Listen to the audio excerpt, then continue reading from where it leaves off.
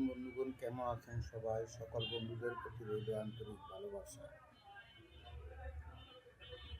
আমি নবনীত নির্বাচিত প্রধানমন্ত্রী তারেক রহমানকে লক্ষ্য করে বলতেছি, বাংলাদেশের মানুষের জন্য আপনি দয়াবান হন।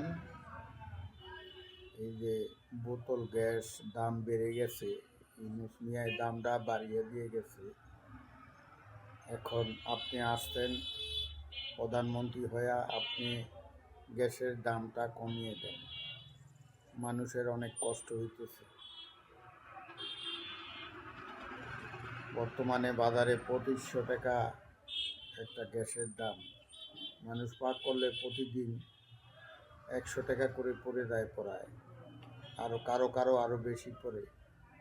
এই জন্যে দয়া করে প্রধানমন্ত্রীকে লক্ষ্য করে বলছি, আপনি এই গ্যাসের দামের দিকে খেয়াল করেন, গ্যাসের দামটা কমিয়ে দেন।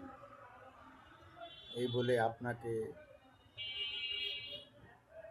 সাধারণ মানুষ হিসাবে আপনাকে অনুরোধ করছি, দয়া করে মানুষের কল্যাণের জন্য এই কাজটা করবেন। খোদা হাফেজ। বাংলাদেশ জিন্দাবাদ।